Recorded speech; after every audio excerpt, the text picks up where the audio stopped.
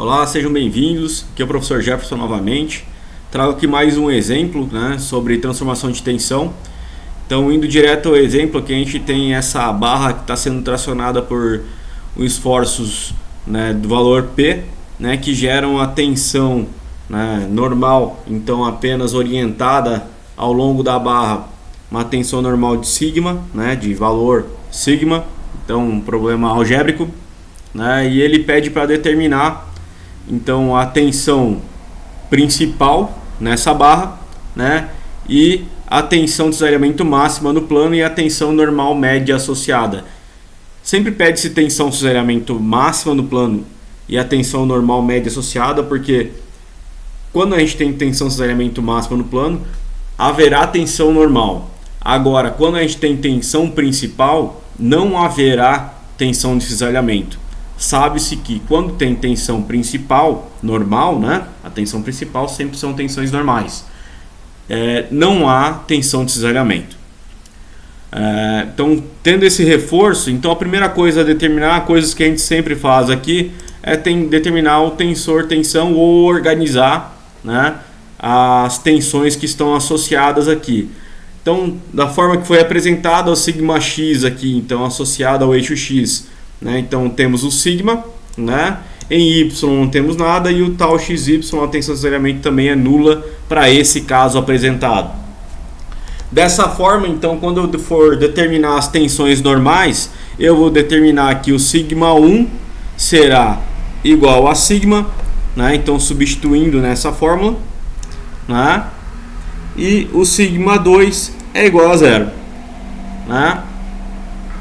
Então, resumindo, se eu tiver um material que seja um material frágil, que está sendo sofrendo uma tração de valor P e tendo uma tensão normal sigma, o tipo de falha dele ocorrerá exatamente nesse sentido que tem essa face aqui, ou seja, normal a carga, então vai ser normal a carga, vai ser exatamente, tende a ser uma face reta, como está sendo mostrada aqui.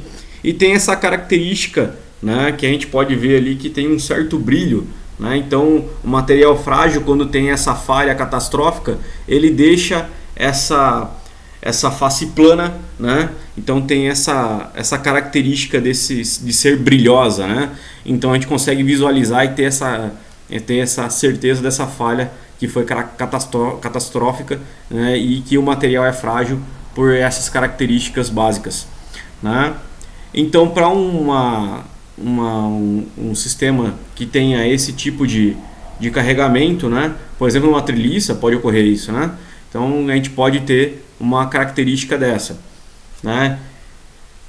Então, o ideal aqui, então, para alguns tipos de estrutura, o material frágil, ele não tem essa... Ele não tem não garante uma certa segurança, tu não consegue observar a questão da falha ocorrendo. Então, geralmente ocorre de uma forma muito repentina. Então, para alguns tipos de estruturas, é importante que a gente consiga também considerar a utilização de materiais do tipo dúctil, porque é um tipo de material que a gente consegue ter um tempo para a gente poder fazer uma manutenção e perceber a falha ocorrendo. Então consegue observar o problema ocorrendo e consegue consertá-lo a tempo de algum problema maior,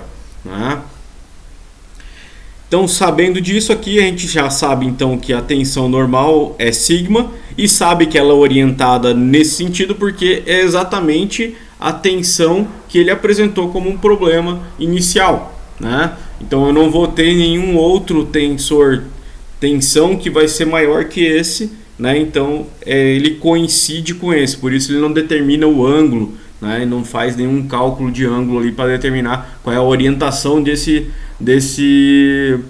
tensor tensão. Agora, se eu não conseguisse identificar que é esse tensor tensão que ocorreu, eu teria que determinar qual é o ângulo e qual é a orientação, né? Resumindo, qual a orientação que ocorre essa tensão normal. Agora, para determinar a tensão de cisalhamento máxima no plano, né, a gente já sabe que não será a mesma orientação, então a gente já pode partir do princípio que temos que determinar a orientação em que ocorrerá. Então, se a gente normalmente não, as tensões principais ocorrem em um determinado ângulo, a orientação da tensão de cisalhamento máxima ocorrerá sempre orientada a 45 graus, né, desse ângulo da tensão principal, né? Isso vai ser característica normal. A gente observa que a orientação, né, do nosso plano de tensão principal, o ângulo era 0 graus, então a tensão de cisalhamento máxima no plano ocorrerá a 45 graus, do jeito que está sendo mostrado e do jeito que foi determinado aqui. Então, determinado um ângulo, a gente já conhece todos os outros ângulos. Aqui sempre haverá duas soluções, né? Então a gente tem uma solução que é 45 graus e a outra solução que é 135 graus. Isso por quê? Porque cada uma delas está associada a uma face, né? Então uma face, a outra face. Um 45 graus e o outro 45 graus mais 90. Então temos aqui as duas faces, temos duas orientações. Agora eu posso determinar então a tensão máxima do plano. Então a tensão máxima no plano ocorrerá aqui, né? Então eu posso calcular de acordo com essa fórmula que foi determinada, né? Então só substituir o tensor tensão original. Substituindo aqui, a gente vai saber que a tensão máxima tensão de cisalhamento máxima no plano é mais ou menos o sigma sobre 2, ou seja, o valor da tensão normal sobre 2, né? E a tensão média também será sigma sobre 2. Vendo isso, né, temos que apenas determinar, né, se a tensão cisalhante ela é positiva ou negativa, né, de acordo com a orientação, né, de acordo com a orientação, por exemplo, de 45 graus. Como eu farei isso, né? Como é que a gente vai determinar qual a orientação desse tensor tensão, né? Então, as tensões de cisalhamentos ali a gente sempre tem que ver a orientação de acordo com o eixo Y, né, como foi mostrado nos exemplos anteriores.